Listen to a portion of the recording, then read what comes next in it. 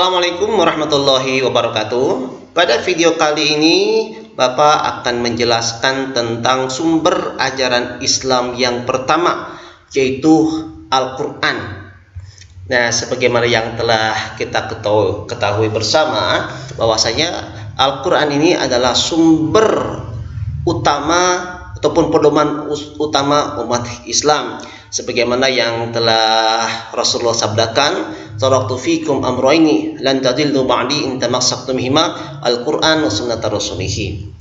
Nah, jadi ada dua perkara yang ditinggalkan oleh Rasulullah, yang mana kalau kita berpegang teguh kepada kedua perkara tersebut, maka kita tidak akan sesat sepeninggal Rasulullah SAW. Nah, yang pertama adalah Al-Quran. Nah, apa itu Al-Quran? Nah, secara bahasa, Al-Quran itu berasal dari kata quri'ah. Quri'ah yuqra'u Qur'anan, yang artinya bacaan atau sesuatu yang dibaca atau objek yang dibaca. Nah, sedangkan secara istilah, Al-Quran adalah kalamullah yang diturunkan kepada Nabi Muhammad SAW melalui perantaraan malaikat Jibril secara mutawatir. Nah, diriwayatkannya secara mutawatir, dan membacanya bernilai ibadah dengan diawali dengan Quran surat Al-Fatihah dan ditutup dengan Quran surat An-Nas. Nah, jadi untuk definisinya sendiri, teman-teman juga bisa mencari dari sumber yang lain. Banyak buku-buku yang memberikan definisi dengan redaksi yang berbeda. Tapi pada intinya Al-Quran adalah kalamullah, itu firman-firman Allah Subhanahu wa Ta'ala. Nah, kemudian apa saja isi kandungan Al-Quran? Nah, jadi Al-Quran yang diturunkan kepada Nabi Muhammad terdiri dari 114 surat. Ini sudah kita sepakati ya. Namun ada berapa ayat? Apakah ada 6.666 ayat?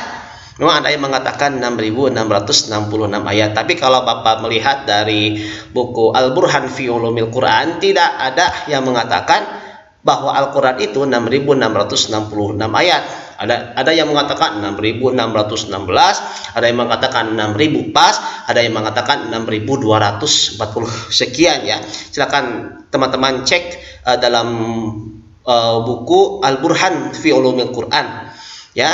Nah, juga sebagaimana yang telah disampaikan oleh Mahmud Syautut sama Ali Sayis dalam muqaddimah buku perbandingan mazhab ya, Muqaranatul Mazahib. Nah, jadi beliau itu mengatakan bahwasanya tidak ada ulama dulu yang mengatakan ayat Al-Quran itu 6.666 ayat.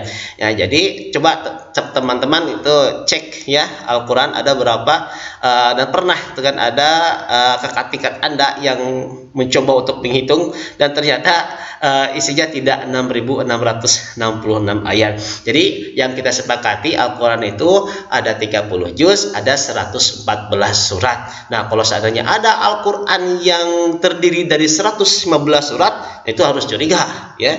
Karena ya sesuai kesepakatan, Al-Quran hanya berisi 114 surat saja.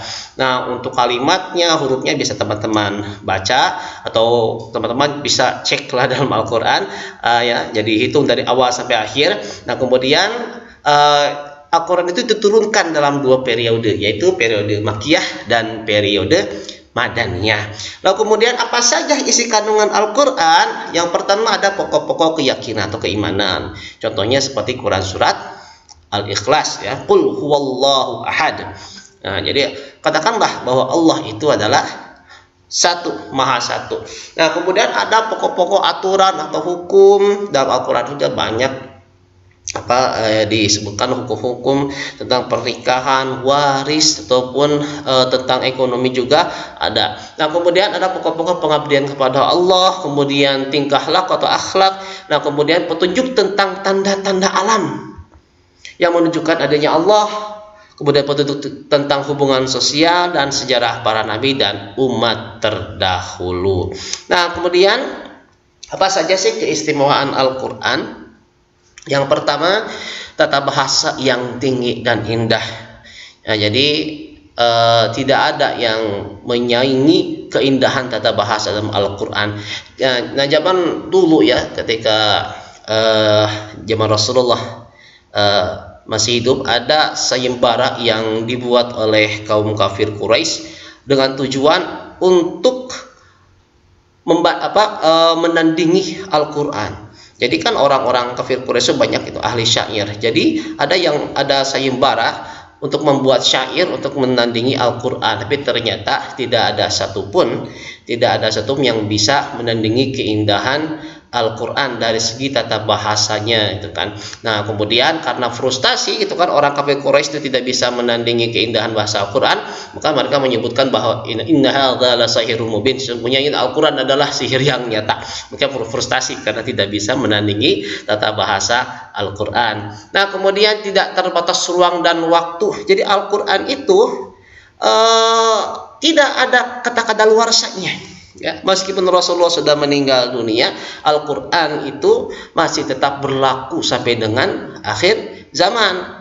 Ya, juga berlaku di mana saja, tidak hanya di Arab Saudi. Meskipun kan Al-Quran diturunkan dalam bahasa Arab, akan tetapi nilai-nilainya itu bersifat universal. Nah, jadi berlaku untuk seluruh manusia, tidak ada pengkastaan dalam Al-Quran. Nah, kalau di umat Hindu kan tiap-tiap kasta itu memiliki kitab tersendiri. Kasta yang bawah tidak boleh menyentuh ataupun membaca kitab kasta yang di atas tuh kan. Nah, kemudian terpelihara keasliannya. Jadi Allah sendiri gitu kan yang memelihara Al-Qur'an.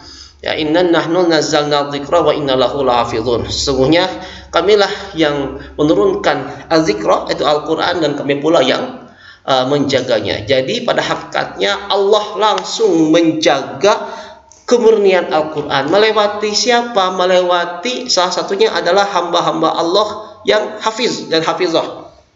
Nah, jadi alhamdulillah ya, berkat para hafiz, para hafizah, didukung juga oleh Majelis Ulama Indonesia. Jadi upaya-upaya untuk memasukkan Al-Quran itu gagal. Sempat ada yang memasukkan surat palsu Al-Wasiyah, namun ada juga yang memasukkan ayat-ayat palsu gitu kan. Nah kemudian tuh kan para ulama, para hafiz menemukannya, dan kemudian mushafnya langsung dibakar. Ya, jadi mushaf yang sempat dikirimkan ke toko buku langsung ditarik dan kemudian dibakar. Nah kemudian keistimewaan Al-Quran yang selanjutnya yaitu memberikan informasi tentang Tuhan, Rasul, dan hal-hal yang gaib. Ya, nah itu adalah keistimewaan Al-Quran.